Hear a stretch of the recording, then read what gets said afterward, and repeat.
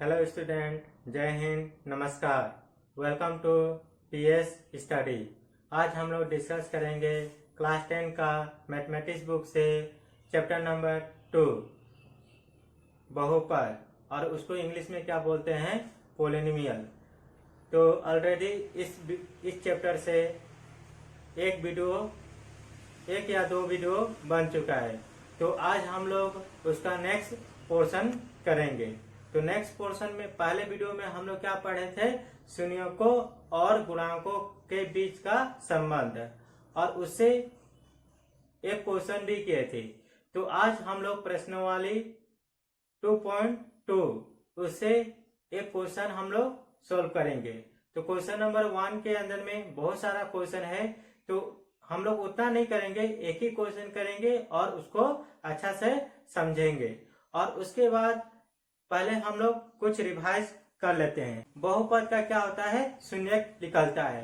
तो यहाँ पे शून्यक का संख्या क्या होता है, चेंज भी हो सकता है। जैसे रेखिक बहुपद रहेगा तो उसका क्या होगा, जो हम लोग का संबंध होगा वो कितना होगा, एक ही होगा। उसी तरह द्विघात बहुपद का संबंध कितना होता है, 2 होता है। त्रिघात बहुपद का कितना संबंध होता है, 3 होता है। तो हम लोग द्विघात बहुपद के बारे में डिस्कस करेंगे। तो द्विघात बहुपद के अंदर में क्या होता है, 2 संबंध बनता है, और एक संबंध क्या होता है, शून्यकों का योग, और दूसरा क्या है, गुणनफल। और मैंने साइड में फॉर्मूला भी लिख दिया हूँ, और इसका अर्थ भी पहले वीडियो में बता चुका हूँ। तो अब हम लोग क्वेश्चन को स्टार्ट करते हैं। तो क्वेश्चन क्या है, ये हम लोग यहाँ पे राइट डाउन कर देते हैं। और ये क्वेश्चन कितना नंबर है, क्वेश्चन नंबर 1 का 3 नंबर क्वेश्चन लूंगा।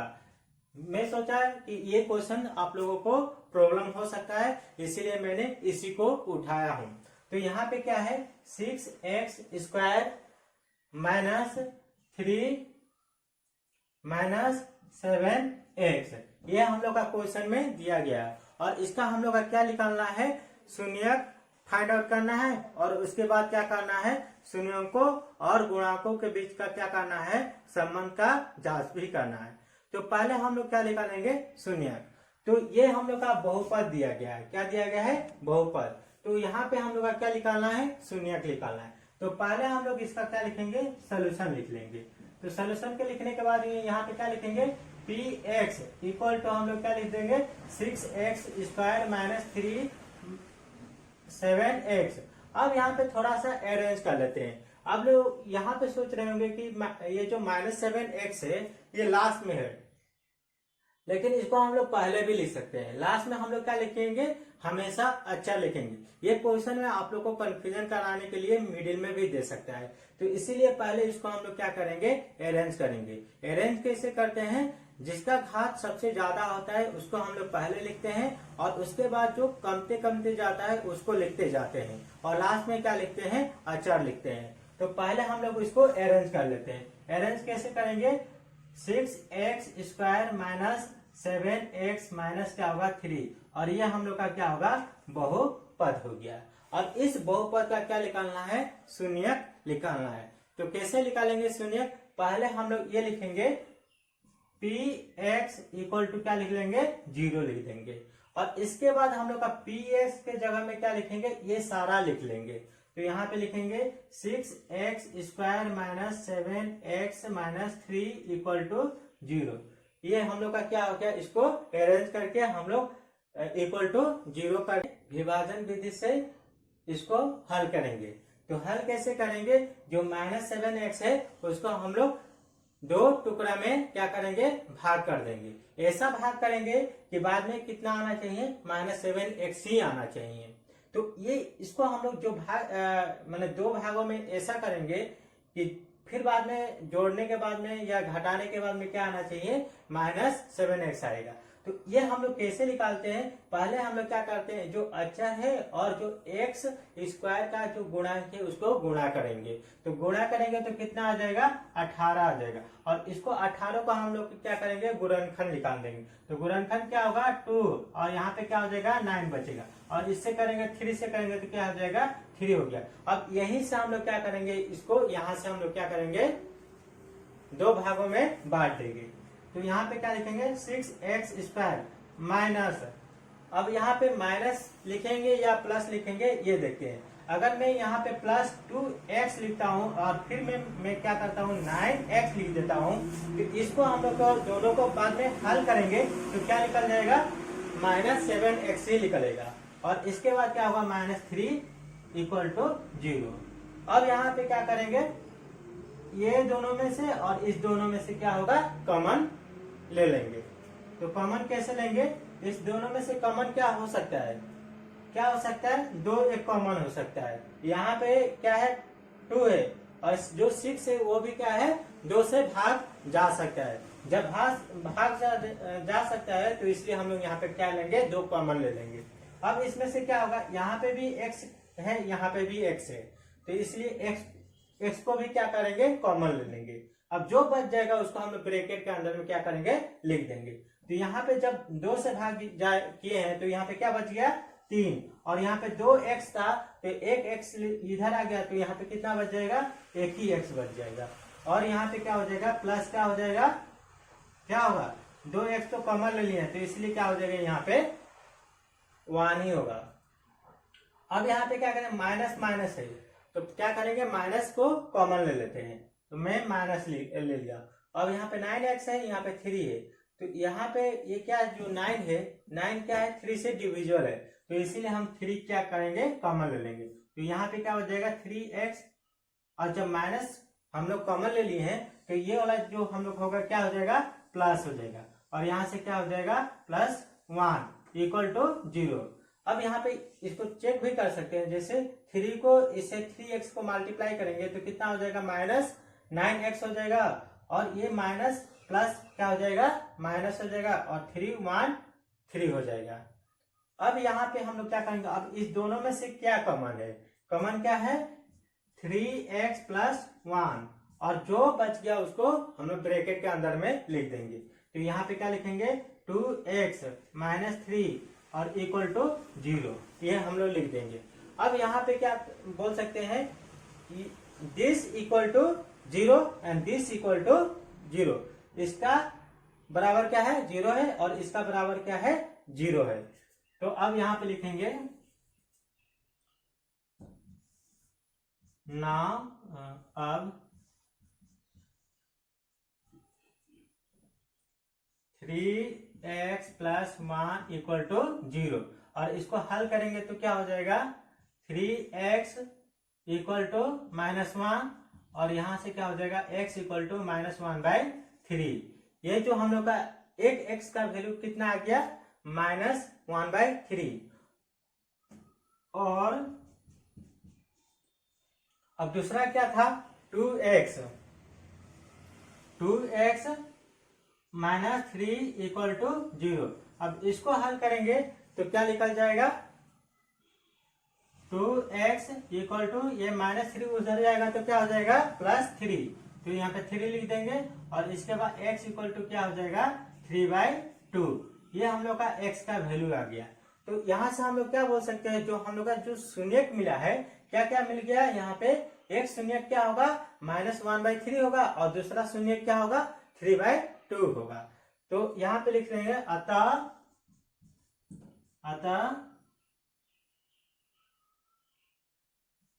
बहुपद का शून्यक क्या क्या लिखेंगे -1/3 और 3/2, ये हम लोग का क्या होगा आंसर होगा।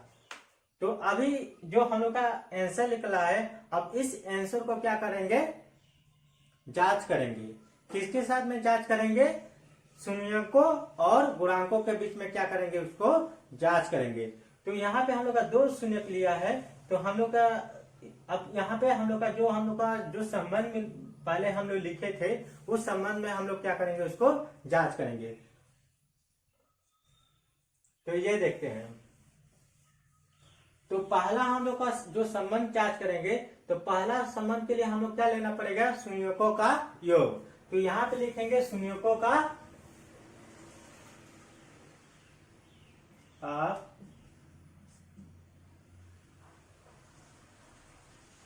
शून्यकों का योग इक्वल टू, फॉर्मूला क्या है, माइनस बी बाई ए। अब यहाँ पे जो जितना शून्यक है, क्या क्या शून्यक मिला है, -1/3 और यहाँ पे क्या मिला है 3/2। ये दोनों को हम लोग क्या करेंगे, प्लस करेंगे, योग कर देंगे। तो यहाँ पे जो भी दिया गया है इसको हम लोग प्लस करते हैं। -1 कितना है 3 प्लस इसके बाद क्या है 3/2 इक्वल टू, अब यहाँ पे क्या है -b/a है। अब यहाँ पे -b/a है। हम लोग का प्रश्न में क्या था, प्रश्न क्या था, हम लोग का जो बहुपद था वो क्या था हम लोग का, ये मैं साइड में लिख देता हूं।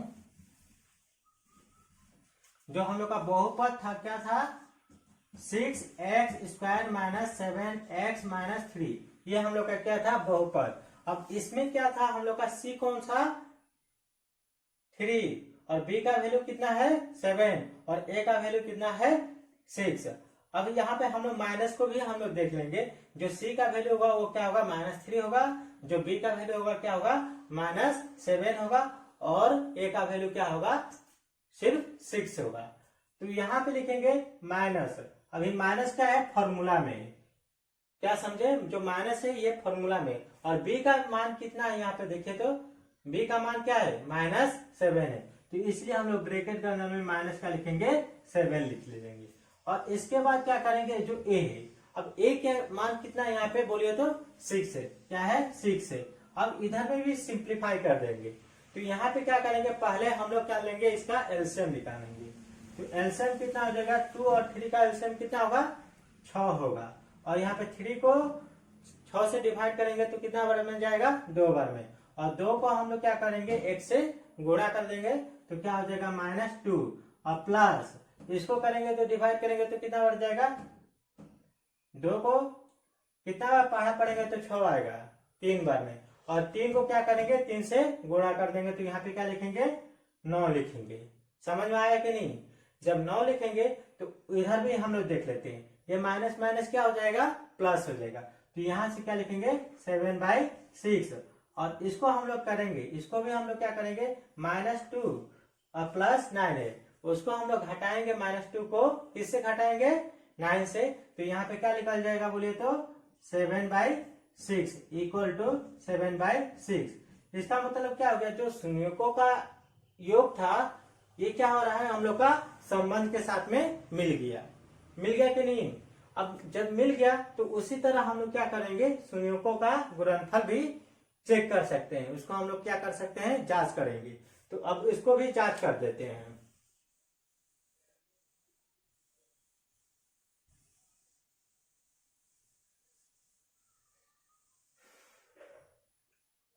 तो यहां पे लिखेंगे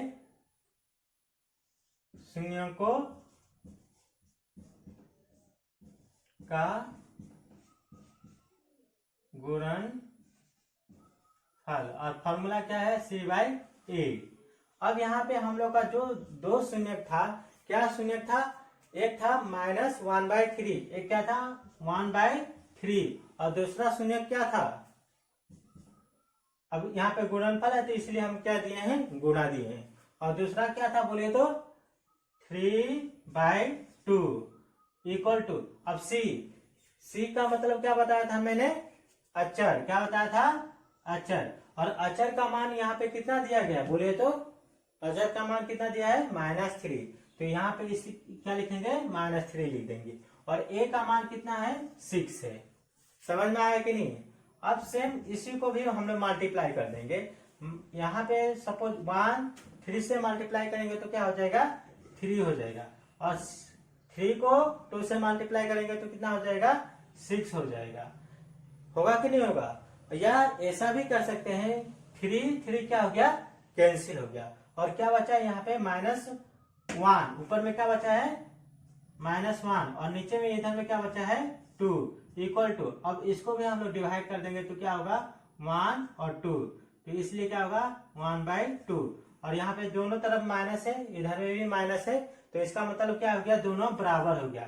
तो अब हम लोग क्या बोल सकते हैं, अतः जो शून्यकों का योग है और शून्यकों का गुणनफल है वो क्या है गुणांकों के साथ में क्या है संबंध है। तो अब इसके बाद हम लोग यहाँ पर लास्ट लाइन लिख सकते हैं, अतः शून्याङ्कों और गुणांकों का